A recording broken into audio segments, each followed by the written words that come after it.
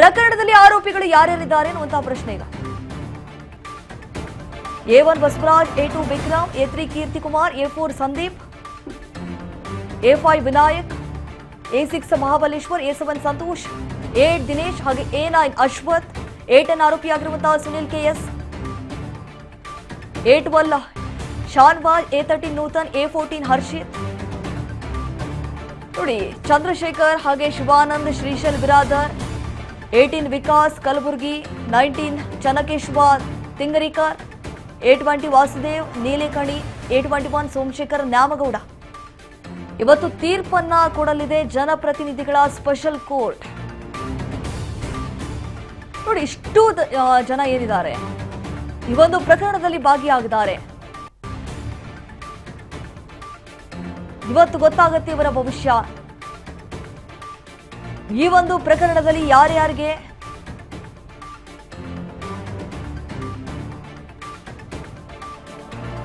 ತೀರ್ಪು ಹೊರಬೀಳುತ್ತೆ ಅನ್ನುವಂತಹ ಪ್ರಶ್ನೆ. ಯಾಕಂತಂದ್ರೆ ಬರೋಬ್ಬರಿ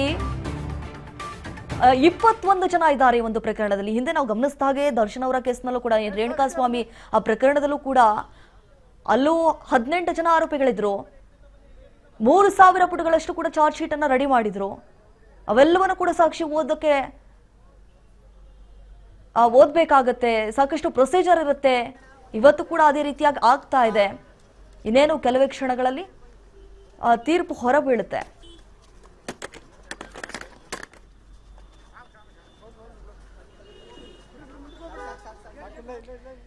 ಇದೇ ವಿಚಾರಕ್ಕೆ ಸಂಬಂಧಪಟ್ಟಂತೆ ಶಾಸಕರಾಗಿರುವಂತಹ ವಿನಯ್ ಕುಲಕರ್ಣಿ ಅವರು ತೀರ್ಪಿನ ಮುಂಚೆ ಅಂದ್ರೆ ಬೆಳಗ್ಗೆ ಮಾತನಾಡಿದ್ದಾರೆ. ಏನ್ ಮಾತನಾಡಿದ್ದಾರೆ ಕೇಳಿಸ್ಕೊಂಬರೋಣ. ತೀರ್ಪು ಕೊಡ್ತೇನೆ ಅಂತ ಇವತ್ತು ಡೇಟ್ ಕೊಟ್ಟಿದ್ದಾರೆ. ನ್ಯಾಯಾಂಗದ ವ್ಯವಸ್ಥೆ ಒಳಗೆ ಅವ್ರು ನ್ಯಾಯಾಂಗದ ಏನು ಇವತ್ತು ತೀರ್ಪನ್ನು ಕೊಡ್ತಾರೆ ಅದಕ್ಕೆ ನಾವು ತೆಗಿಬಾಗ್ಲೇಬೇಕಾಗತ್ತೆ. ನ್ಯಾಯಾಂಗದ ಮೇಲೆ ನನಗೆ ವಿಶ್ವಾಸ ಇದೆ, ಗೌರವ ಇದೆ. ನೋಡ್ರಿ ನ್ಯಾಯಾಂಗದಲ್ಲಿ ಇವತ್ತು ಏನಾಗುತ್ತೆ ಅನ್ನೋದು ನೋಡ್ಕೊಂಡು ಈವ್ನಿಂಗ್ ಮಾತಾಡ್ತೀನಿ.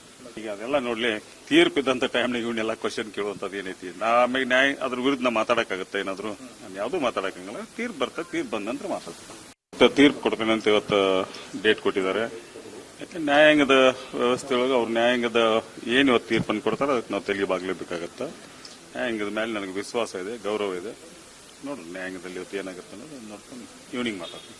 ಈಗ ಅದೆಲ್ಲ ನೋಡ್ಲಿ, ತೀರ್ಪು ಇದ್ದಂತ ಟೈಮ್ನಾಗ ಇವನ್ನೆಲ್ಲ ಕ್ವಶನ್ ಕೇಳುವಂತದ್ದು ಏನೈತಿ, ಆಮೇಲೆ ನ್ಯಾಯ ಅದ್ರ ವಿರುದ್ಧ ಮಾತಾಡಕ್ಕಾಗತ್ತೆ ಏನಾದ್ರು? ನಾನು ಯಾವ್ದು ಮಾತಾಡಕ್ಕಾಗಲ್ಲ. ತೀರ್ಪು ಬರ್ತದೆ, ತೀರ್ಪು ಬಂದಂತ್ರ ಮಾತಾಡ್ತೀನಿ. ನೋಡಿ 2016 ಜೂನ್ 15ರಂದು ಧಾರವಾಡದ ಈ ಸಪ್ತಾಪುರದಲ್ಲಿರುವಂತಹ ಜಿಮ್ ಒಂದರ ಬಳಿ ಯೋಗೇಶ್ ಗೌಡ ಅವರನ್ನ ದುಷ್ಕರ್ಮಿಗಳು ಬರ್ಬರವಾಗಿ ಮಾರಕಾಸ್ತ್ರಗಳಿಂದ ಕೊಚ್ಚಿ ಹತ್ಯೆ ಮಾಡಿಬಿಡ್ತಾರೆ. ಆರಂಭದಲ್ಲಿ ಕೇಸನ್ನ ಮೊದಲಿಗೆ ದಾಖಲಿಸಿಕೊಂಡಿದ್ದಂತಹ ಧಾರವಾಡ ಉಪನಗರ ಪೊಲೀಸರು ಇದೊಂದೇನೋ ಆಸ್ತಿ ವಿವಾದಕ್ಕೆ ಆಗಿರಬಹುದು ಕೊಲೆ ಅಂತ ಹೇಳಿ ಕೂಡ ಅವ್ರು ಅನ್ಕೊಳ್ತಾರೆ. ಆದ್ರೆ 6 ಜನರ ವಿರುದ್ಧ ದೋಷಾರೋಪ ಪಟ್ಟಿಯನ್ನ ಕೂಡ ಸಲ್ಲಿಸ್ತಾರೆ. ಆದ್ರೆ ತನಿಖೆಯ ಬಗ್ಗೆ ತೀವ್ರ ಅಸಮಾಧಾನ ಕೂಡ ವ್ಯಕ್ತಪಡಿಸಿದ್ರು ಯೋಗೇಶ್ ಗೌಡ ಅವರ ಕುಟುಂಬಸ್ಥರೇನಿದ್ದಾರೆ. ಅಸಮಾಧಾನ ಕೂಡ ವ್ಯಕ್ತಪಡಿಸಿದ್ರು. ತನಿಖೆ ಆಗ್ಲೇಬೇಕು ಅಂತ ಹೇಳಿ ಕೂಡ ಬಿಗಿಪಟ್ಟನ್ನ ಹಿಡಿದಿದ್ರು. ಈ ಪ್ರಕರಣವನ್ನ ನೀವೇನು ವಿಚಾರಣೆ ಮಾಡೋದು ಬೇಡ, ತನಿಖೆಯನ್ನ ಮಾಡೋದು ಬೇಡ, ಬೆಸ್ಟ್ ನೀವು CBI ಅವ್ರಿಗೆ ಕೊಟ್ಟುಬಿಡಿ, ಅವರು ಕುಲಂಕುಷವಾಗಿ ತನಿಖೆಯನ್ನ ಮಾಡ್ತಾರೆ ಅನ್ನುವಂತಹ ನಿಟ್ಟಿನಲ್ಲಿ ಪ್ರತಿಭಟನೆ ಕೂಡ ಮಾಡಿದ್ರು. ನಿರಂತರವಾಗಿ ಹೋರಾಟವನ್ನ ಕೂಡ ಮಾಡಿದ್ರು. ಈ ಒತ್ತಾಯಕ್ಕೆ ಮಾಡಿದ್ರು 2019ರಲ್ಲಿ ಈ ಪ್ರಕರಣವನ್ನ CBI ತನಿಖೆಗೆ ಕೊಡಲಾಗುತ್ತೆ. ನಿರಂತರವಾಗಿ ಏನು ತನಿಖೆಯನ್ನ ಮಾಡ್ತಾರೆ. ಎಲ್ಲ ಒಂದು ಕಡೆ CBIಗೆ ಕೈ ಸೇರ್ತಾ ಇದ್ದಂತೆ ದಾರಿ ತಪ್ಪಿಸೋದಕ್ಕೂ ಕೂಡ ಮುಂದಾಗ್ತಾರೆ. ಇದು ಕೇವಲ ಆಸ್ತಿ ವಿವಾದವಲ್ಲ, ಬದಲಾಗಿ ರಾಜಕೀಯ ಪ್ರೇರಿತ ಕೊಲೆ ಅನ್ನುವಂತಹ ಸ್ಫೋಟಕ ಮಾಹಿತಿಯನ್ನ ಕೂಡ ಹೊರಹಾಕುತ್ತೆ CBI. ಅಂದ್ರೆ ತನಿಖೆ ಮಾಡುವಂತಹ ಸಂದರ್ಭದಲ್ಲಿ ಎಲ್ಲ ಒಂದು ಕಡೆ ದಾರಿ ತಪ್ಪಿಸ್ಬಿಡ್ಬೇಕು CBI ಅಧಿಕಾರಿಗಳನ್ನ ಅನ್ನುವಂತಹ ನಿಟ್ಟಿನಲ್ಲಿ ಹಲವಾರು ರೀತಿಯಾದಂತಹ ರಣತಂತ್ರವನ್ನ ಕೂಡ ಹೆಣೆಯಲಾಗಿತ್ತು. ಇದೊಂದು ಆಸ್ತಿ ವಿಚಾರಕ್ಕೆ ಕೊಲೆಯಾಗಿದೆ ಅಂತ ಹೇಳಿ. ಆದ್ರೆ ಅವರ ಕುಟುಂಬಸ್ಥರು ವಾದ ಮಾಡಿದ್ರು, ಇದು ಆಸ್ತಿ ವಿಚಾರಕ್ಕೆ ಕೊಲೆ ಆಗಿಲ್ಲ, ಬೇರೆ ಏನೋ ಉದ್ದೇಶ ಇದೆ, ಹಾಗಾಗಿ ಆತನನ್ನ ಕೊಲೆ ಮಾಡಿದ್ದಾರೆ. ಈ ಒಂದು ಪ್ರಕರಣವನ್ನ CBIಗೆ ವಹಿಸ್ಬಿಡಿ ಅಂತ ಹೇಳಿ ಕೂಡ ಅವರ ಕುಟುಂಬಸ್ಥರು ಏನ್ ಮಾಡ್ತಾರೆ, ಒತ್ತಾಯ ಮಾಡ್ತಾರೆ. ಆಗ ಪೊಲೀಸರು ಕೂಡ CBIಗೆ ಕೊಡ್ತಾರೆ ಈ ಒಂದು ಪ್ರಕರಣವನ್ನ. ಅವರು ತನಿಖೆ ಮಾಡ್ತಾರೆ, ಸಮರ್ಪಕವಾಗಿ ತನಿಖೆ ಮಾಡಿ. ತದನಂತರ ಇದೊಂದು ರಾಜಕೀಯ ಪ್ರೇರಿತ ಆಸ್ತಿ ವಿಚಾರಕ್ಕೆ ಕೊಲೆ ಆಗಿರುವಂತದ್ದಲ್ಲ, ಇದೊಂದು ರಾಜಕೀಯ ಪ್ರೇರಿತ ಅಂತ ಹೇಳಿ ಕೂಡ ಹೇಳುವಂಥದ್ದು. ಈಗ ಇದೇ ವಿಚಾರಕ್ಕೆ ಸಂಬಂಧಪಟ್ಟಂತೆ ಇವತ್ತು ವಿನಯ್ ಕುಲಕರ್ಣಿ ಅವರ ಭವಿಷ್ಯ ಏನಾಗುತ್ತೆ, ಅವರ ಅಭಿಮಾನಿಗಳು ಕೂಡ ಕಾತುರದಿಂದ ಕಾಯ್ತಿದ್ದಾರೆ. ಒಂದು ಕಡೆ ಅವರು ಖುಲಾಸೆಗೊಳ್ಳಬೇಕು ಅಂತ ಹೇಳಿ ಕೂಡ ಸಾಕಷ್ಟು ರೀತಿಯಾದಂತಹ ಈ ಪೂಜೆ ಆಗಲಿ ಪುನಸ್ಕಾರಗಳಾಗಲಿ ಈ ರೀತಿಯಾಗಿ ಆಬ್ವಿಯಸ್ಲಿ ಅಭಿಮಾನಿಗಳು ಮಾಡಿಸ್ತಾ ಇರ್ತಾರೆ. ಹಾಗಾಗಿ ಅಭಿಮಾನಿಗಳು ಜಮಾಯಿಸುವಂತಹ ಕಾರಣದಿಂದಾಗಿ ಪೊಲೀಸರು ಕೂಡ ಕಟ್ಟುನಿಟ್ಟಿನ ಕ್ರಮವನ್ನು ಕೈಗೊಂಡಿದ್ದಾರೆ. ಬರೋಬ್ಬರಿ 100 ಜನ ಪೊಲೀಸರನ್ನ ಅಲ್ಲಿ ನಿಯೋಜನೆ ಮಾಡಲಾಗಿದೆ. ಸಾಕಷ್ಟು ಪ್ರಮಾಣದಲ್ಲಿ ಇನ್ನೇನು ಕೆಲವೇ ಕ್ಷಣಗಳಲ್ಲಿ ಹೊರಬೀಳುತ್ತೆ ತೀರ್ಪು. ಏನಾಗುತ್ತೆ ಇವತ್ತು ಅವರ ಭವಿಷ್ಯ ಅನ್ನುವಂಥದ್ದು ಈಗ ರಾಜ್ಯದ ಜನತೆಗೆ ತೀವ್ರ ಕುತೂಹಲಕ್ಕೇಡು ಮಾಡಿಕೊಡ್ತಾ ಇದೆ ಇವತ್ತು ಸಂಗತಿ. ಈಗಾಗಲೇ ಪ್ರಕರಣದಲ್ಲಿ 21 ಆರೋಪಿಗಳಿದ್ದಾರೆ. ಬರೋಬ್ಬರಿ ಹೇಳಿ ಕೇಳಿ ವಿನಯ್ ಕುಲಕರ್ಣಿ ಅವರು ಸಾಕ್ಷ್ಯನಾಶ ಮಾಡಿದ್ರು ಅನ್ನುವಂತಹ ಆರೋಪದಡಿ ಅವರನ್ನ ಬಂಧಿಸಲಾಗಿತ್ತು. ಸೊ ಸಾಕಷ್ಟು ಸಾಕ್ಷ್ಯಗಳನ್ನು ಕಲೆ ಹಾಕಿರ್ತಾರೆ ಆಬ್ವಿಯಸ್ಲಿ. ಸೊ ಅವೆಲ್ಲವನ್ನ ಕೂಡ ಮುಂದಿಟ್ಕೊಂಡು ಕೋರ್ಟ್ಗೂ ಕೂಡ ಸಬ್ಮಿಟ್ ಮಾಡಿರ್ತಾರೆ. ಆ ವರದಿ ಏನಿದೆ ಇಂತಿಷ್ಟು ಅಂತ ಹೇಳಿ ಚಾರ್ಜ್ ಶೀಟ್ ರೆಡಿ ಮಾಡುತ್ತಾರೆ. ಅದನ್ನ ಕೋರ್ಟ್ಗೆ ಸಬ್ಮಿಟ್ ಮಾಡಲಾಗುತ್ತೆ. ತದನಂತರ ಜಡ್ಜ್ ಓದಿ ಪ್ರಶ್ನೆಗಳನ್ನ ಮುಂದಿಡ್ತಾರೆ. ನೀವು ತಪ್ಪು ಮಾಡಿದಿರಾ ಇಲ್ಲ ಅಂತ ಹೇಳಿ ಪ್ರಶ್ನೆಗಳನ್ನ ಮುಂದಿಟ್ಟಂತಹ ಸಂದರ್ಭದಲ್ಲಿ ಅವ್ರು ಒಪ್ಕೊಳ್ತಾರಾ ಇಲ್ವಾ ಅನ್ನುವಂಥದ್ದು ಈಗ ಸಹಜವಾಗಿ ಪ್ರಶ್ನೆ ಮೂಡ್ತಾ ಇದೆ. ಒಂದ್ ವೇಳೆ ಅವ್ರು ಒಪ್ಕೊಂಡಿಲ್ಲ, ನಾನು ಮಾಡಿಲ್ಲ ಈ ರೀತಿಯಾಗಿ ಅಂತ ಹೇಳಿ ಸಮರ್ಪಕವಾಗಿ ಏನಾದರೂ ಉತ್ತರ ಕೊಡದೆ ಹೋಗ್ಬಿಟ್ರೆ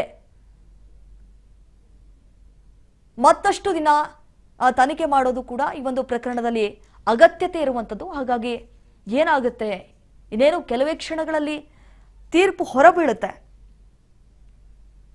ಯಾಕಂತಂದ್ರೆ ಹಿಂದೆ ಏಪ್ರಿಲ್ 9ರಂದೇ ತೀರ್ಪು ಪ್ರಕಟವಾಗಬೇಕಾಗಿತ್ತು.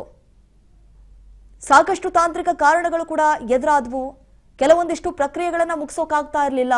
ಕೆಲವೊಂದಿಷ್ಟು ಪ್ರಕ್ರಿಯೆಗಳು ಹಾಗೆ ಬಾಕಿ ಉಳಿಸ್ಕೊಂಡು ಬಿಟ್ಟಿದ್ರು. ಹಾಗಾಗಿ ನ್ಯಾಯಾಲಯವು ಇವತ್ತು ಬೇಡ, ಏನೇನು ಪ್ರೊಸೀಜರ್ಗಳಿದ್ದಾವೆ ಅದೆಲ್ಲವನ್ನ ಕೂಡ ಮುಗಿಸುವಂತಹ ಪ್ರಯತ್ನಕ್ಕೆ ಮುಂದಾಗಿ ತದನಂತರ ಈ ಒಂದು ಪ್ರಕರಣವನ್ನ ಏಪ್ರಿಲ್ 15ಕ್ಕೆ ಮುಂದೂಡಲಾಗಿತ್ತು. ಸೊ ಹಾಗಾಗಿ ಎಲ್ಲರೂ ಕೂಡ ಎಲ್ಲೋ ಒಂದು ಕಡೆ ನಿಟ್ಟುಸಿರನ್ನ ಬಿಟ್ಟಿದ್ರು. ಮತ್ತೆ ಇವತ್ತು ಘಟಕಟಿಯಲ್ಲಿ ನಿಲ್ಲಿಸಿದ್ದಾರೆ ಎಲ್ಲ ಆರೋಪಿಗಳನ್ನ ಕರೆಸ್ಕೊಂಡು. ಸೊ ಏನಾಗುತ್ತೆ, ಈ ಒಂದು ಮಹತ್ವದ ತೀರ್ಪನ್ನ ಇವತ್ತು ಪ್ರಕಟ ಮಾಡ್ತಾ ಇದೆ ಕೋರ್ಟ್. ಸೊ ಎಲ್ಲರ ಚಿತ್ತ ಸ್ಪೆಷಲ್ ಕೋರ್ಟ್ನತ್ತ ಅನ್ನುವ ಹಾಗೆ ವಿನಯ್ ಕುಲಕರ್ಣಿ ಅವರ ಭವಿಷ್ಯ ಇನ್ನೇನು ಕೆಲವೇ ಗಂಟೆಗಳಲ್ಲಿ, ಕೆಲವೇ ಕ್ಷಣಗಳಲ್ಲೂ ಕೂಡ ಪ್ರಕಟವಾಗಬಹುದು.